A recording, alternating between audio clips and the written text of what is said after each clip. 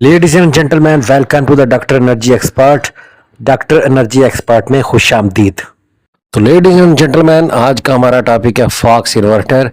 आज के टॉपिक में हम फॉक्स इन्वर्टर के लाइट और स्मार्ट लोड के कनेक्शन पढ़ेंगे और वो तमाम बुनियादी सेटिंग के बारे में डिस्कस करेंगे जिसके बगैर फॉक्स का इन्वर्टर नॉर्मल ऑन प्रोसीजर पर नहीं आता।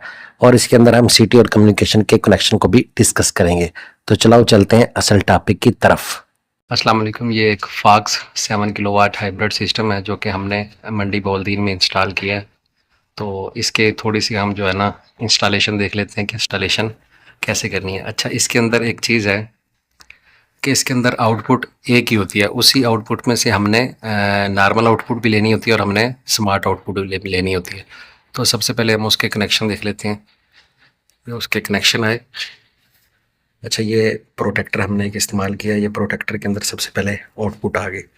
अच्छा, इस प्रोटेक्टर में से आप देखेंगे कि ऊपर से इन हो रही है जो इन्वर्टर से आई है, और नीचे से आउट करके हमने ये जो आउटपुट का ब्रेकर है जिसके ऊपर हमने नॉर्मल लोड चलाना है उसके ऊपर हमने कनेक्ट कर दिया। अब इसी के अंदर से हमने प्रोटेक्टर में से ही हमने स्मार्ट आउटपुट जो है ना हमने लेनी है। तो वो हम कैसे लेंगे, तो उसका तरीकाकार सिंपल सा है। ये जब आप इन्वर्टर की जो है ना ओपन करते हो तो इन्वर्टर में से 40 एम्पियर की एक रिले निकलती है। तो इस रिले को आप अपने इन्वर्टर की आउटपुट के साथ कनेक्ट करना है। अब देखेंगे हमने सिंपल सबसे पहले क्या किया, रिले की जो ऊपर वाली साइड है इन दोनों को आपस में शॉर्ट कर दिया। ये देखें, इसकी ये साइड और दूसरा पोल, हम दोनों पोल आपस में शॉर्ट कर दिए। और जो प्रोटेक्टर में से फेज था वहां से एक फेज उठा के हमने इस रिले के अंदर लगा दिया। ये ऊपर से शॉर्ट है। अच्छा, अब नीचे वाली साइड देख लें। नीचे वाली साइड भी हमने आपस में इसी तरह रिले की शॉर्ट कर दी और इसमें से एक आउटपुट उठाई और आउटपुट उठा के हमने जो हमारा आउटपुट का ब्रेकर था या स्मार्ट लोड का उसके अंदर कनेक्ट कर दी। इस तरह आप इसके कनेक्शन कर सकते हैं। अच्छा, इसके अलावा इसके कम्युनिकेशन के लिए हमने दो कनेक्शन करने होते हैं। एक ये देखें, इसके ऊपर लिखा होता है A1 और एक इसके ऊपर लिखा होता है A2। अब A1 और A2 के कनेक्शन कर लेते हैं। A1 के अंदर ये जो वायर लगी हुई है, ये वायर आपको नज़र आ रही है, ये बेसिकली न्यूट्रल वायर है। ये न्यूट्रल वायर आपने कहाँ से लेनी है? ये न्यूट्रल वायर लेनी है आपने जो आप इन्वर्टर से आउटपुट निकल रही है। इन्वर्टर से जो आउटपुट निकली है उसके न्यूट्रल इसके न्यूट्रल के साथ कनेक्ट कर देना है। हम अब क्या करना है, और एक एक पास अभी हमारे पास बच गया A2। A2 में से एक वायर आपने लेनी है और एक जो आउटपुट निकली थी इन्वर्टर से उसका एक फेज ले लेना है। मतलब यहाँ से हमने एक फेज लिया और यहाँ से हमने A2 एक वायर ले ली और एक ये दोनों वायर लेकर हम आ जाएंगे इस कनेक्टर के अंदर। अच्छा, इस कनेक्टर के अंदर नंबरिंग होती है, वो नंबरिंग मैं आपको दिखा देता हूँ। अच्छा, ये इस कनेक्टर के भी अंदर वाली साइड है। अच्छा, ये वायर हमने यहाँ पर कनेक्ट कर दिया। ये हमारे सीटी के कनेक्शन है और ये हमारे इस रिले के कनेक्शन है जो कि 40 एम्पियर के इसके अंदर से निकली है। अब ये हमारे पास इसका याद था आपको, A1 हमने न्यूट्रल कॉमन कर दिया था किसके साथ, जो इन्वर्टर की आउटपुट का न्यूट्रल था उसके साथ हमने इसको कॉमन कर दिया। अब हमारे पास एक A2 थी और एक इन्वर्टर से निकली आउटपुट का फेज था। ये दोनों तारें यहाँ पर आई और इस कनेक्टर के आके हमने 10 और 11 पे लगा दी। अच्छा, इसका 10 और 11 ज़रूरी नहीं होता कि आपने A2 10 पे लगानी है या 11 पे लगानी है। आप 10 और 11 कोई भी इस्तेमाल कर सकते हैं। अगर A2 10 पे लग जाए 11 पे लग जाए कोई इशू नहीं है, चेंज हो जाए कोई इशू नहीं है।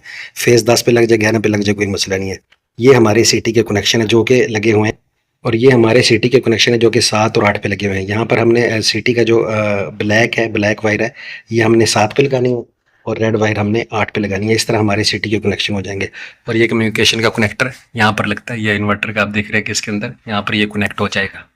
तो इस तरह हमारे रिले के और सीटी के कनेक्शन होते हैं। अच्छा, सीटी लगानी किस तरह होती है? सीटी आपने इनपुट पे लगानी होती है हमेशा। ये मेरी सीटी है। अब ये सीटी का क्या है, इसके अंदर आप देखेंगे कि इसके अंदर एक एरो का निशान बनता है जो कि आपको नजर आ रहा है।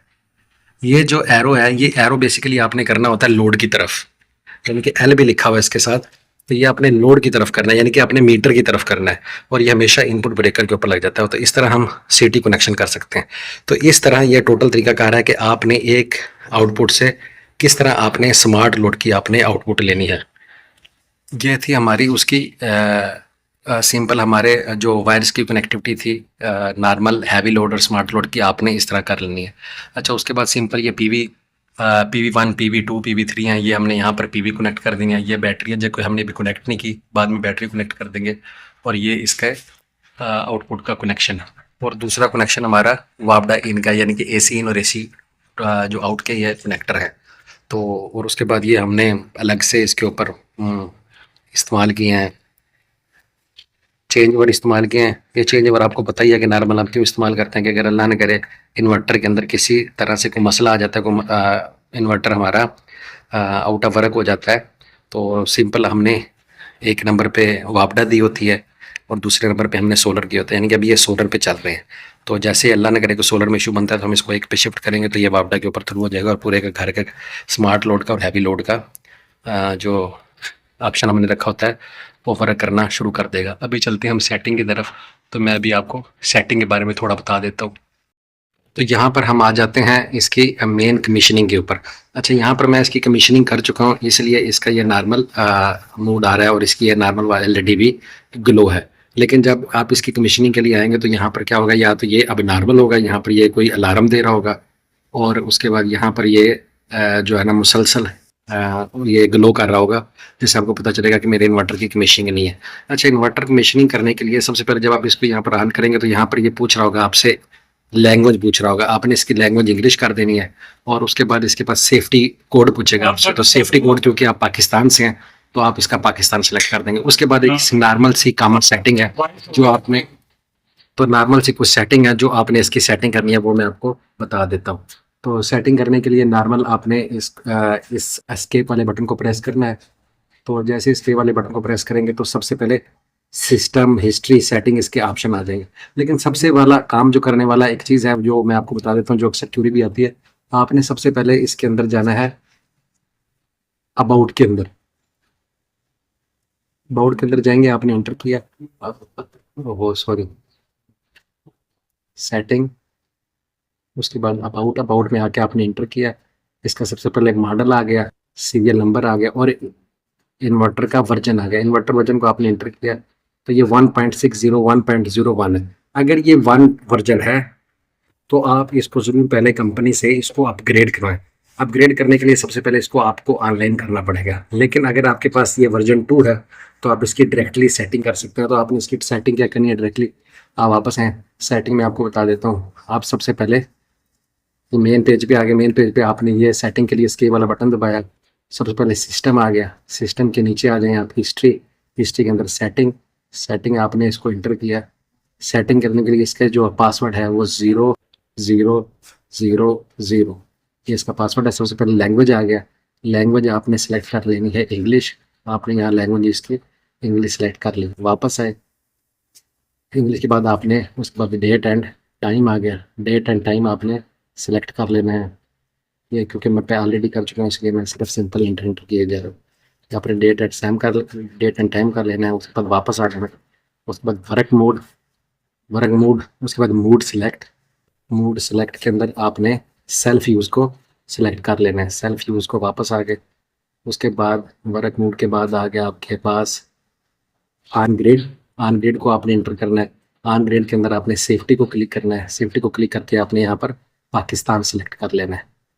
उसके बाद आ गया है नीचे एक्सपोर्ट कंट्रोल, एक्सपोर्ट कंट्रोल का आपने एंटर करना है। एक्सपोर्ट लिमिट पावर, अगर आप एक्सपोर्ट नहीं कर रहे तो ये 13,000 है। यहाँ आपने इसको क्या कर देना है, आपने इसको 00 कर देना है। 00 करने के बाद आपने इसको एंटर कर देना है। उसके बाद नीचे पावर लिमिट, पावर मतलब ये आपके ऑप्शन नहीं है, आपने वापस आना है। ऑन ग्रिड के बाद आपने आ जाना है ऑफ ग्रिड। ऑफ ग्रिड के अंदर आपने सबसे पहले आ जाना है ईपीएस आउटपुट पे। ईपीएस आउटपुट को आपने एंटर किया और आपने यहाँ पर यूपीएस मोड को सिलेक्ट कर लेना है। यूपीएस मोड सेलेक्ट करने के बाद आपने वापस आ जाना है और उसके बाद आ जाना है बैटरी। बैटरी क्योंकि फिलहाल मैंने लगाई ना, बैटरी की हुई कॉमन सेटिंग है जो आप सारे इन्वर्टर्स की करते हैं। उसके बाद आ गया आपके पास फीचर्स, फीचर्स को आपने एंटर किया और आपने आ जाना है यहाँ पर पीवी कन्फिग के ऊपर। पीवी कन्फिग को एंटर किया और यहाँ पर आपने सेलेक्ट कर देना है इंडिपेंडेंट। इंडिपेंडेंट सेलेक्ट करने के बाद PV config meter CT, meter CT को एंटर किया तो आपने यहाँ पर सेट चेक, सेट चेक है तो इसको आपने एंटर करके यहाँ पर सिटी को कर देना है। और सिटी एंटर करने के बाद आप वापस आए और नीचे कोई ख़ास ऑप्शन नहीं है। उसके बाद आपने दोबारा आपने सेटिंग में आना है। अब दोबारा सेटिंग में आए, सेटिंग में एंटर होने के बाद यहाँ पर आपने आ गया सिस्टम ऑन ऑफ। तो यहाँ पर सिस्टम ऑन ऑफ, क्योंकि मैं कंडीशनिंग कर चुका हूँ यहाँ, इसलिए यहाँ पर सिस्टम ऑन ऑफ है। यहाँ पर आएगा आपका सिस्टम स्टार्ट एंड स्टॉप, तो आपने यहाँ पर सिंपल इसको इंटर करके आपने सिस्टम को स्टार्ट कर देना है और आपकी कमीशनिंग हो जाएगी और आपका इन्वर्टर नॉर्मल मोड में आके यहाँ पर आ जाएगा और आपकी एलईडी ग्लो कर जाएगी। इस तरह आप इसकी कमीशनिंग कर सकते हैं। आगे आगे अपने मोबाइल के साथ ऑनलाइन कैसे करना है, सबसे पहले आप अपने वाईफाई को ओपन करेंगे और वाईफाई के साथ जितने भी आपके कोई डिवाइस कनेक्ट होगी उसको आप फॉरगेट कर देंगे। उसके बाद आपने वाईफाई को रिफ्रेश करना है, तो आपके पास W के नाम से जो भी डिवाइस आ रही होगी वो कंफर्म फॉक्स की डोंगल होगी। आपने सिंपल उस फॉक्स की डोंगल को W वाली जो डोंगल होगी उसको आपने सेलेक्ट करना है और आपने पासवर्ड दे देना है MTMT2020 MTMT20। ये पासवर्ड देके आपने मोबाइल के साथ उस डोंगल को कनेक्ट कर लेना है। उस डोंगल को कनेक्ट करने के बाद आपने अपने मोबाइल में जाना है और आपने जहाँ पर फॉक्स 2.0 क्लाउड डाउनलोड की होगी आपने उसको ओपन करना है और सबसे टॉप पे जहाँ पर 3 ये डॉट बने हुए आपने इसके ऊपर क्लिक करना है और क्लिक करने के बाद आपने VLAN कॉन्फ़िगरेशन को क्लिक करना है। उसके बाद आपने इनपुट मैनुअली को क्लिक करके आपने अपनी उसकी जो डोंगल होगी आपने उसको स्कैन कर लेना है जो आपके इन्वर्टर के साथ कनेक्टेड है। उसको स्कैन करने के बाद आपने कॉन्फ़िगर नेटवर्क पर जाना है और उसके बाद आपके पास राउटर का ऑप्शन आ जाएगा। राउटर के ऑप्शन के लिए आपने सबसे टॉप वाले ऑप्शन को क्लिक करना है। क्लिक करने के बाद जितने भी आपके पास राउटर या हॉटस्पॉट जो आ रहे होंगे वो सबकी लिस्ट आ जाएगी आपके पास। उस लिस्ट में से आपने अपना राउटर या अपना हॉटस्पॉट ढूंढना है और उसको क्लिक कर देना है और उसके बाद आपने अपने राउटर का ये जो हॉटस्पॉट आपने कनेक्ट कर रहे हैं उसका आपने पासवर्ड देना है। पासवर्ड देने के बाद सिंपल आपने नेक्स्ट के बटन को क्लिक करना है, तो कॉन्फ़िगरेशन आपकी कंप्लीट हो जाएगी और इस तरह आप उसके साथ ऑनलाइन हो जाएंगे। उसके बाद आप डिवाइस में जाके ऐड डिवाइस कर लें। तो लेडीज़ एंड जेंटलमैन, ये थी हमारी आज की वीडियो अच्छी लगी हो तो लाइक और सब्सक्राइब करना मत भूलिएगा और बेल आइकॉन को भी जरूर प्रेस कीजिएगा ताकि वक्तन फ़ौक्तन आने वाली तमाम वीडियो आप तक पहुंचते रहे। अपना ख्याल रखिएगा। अल्लाह निगहबान। अल्लाह हाफिज़।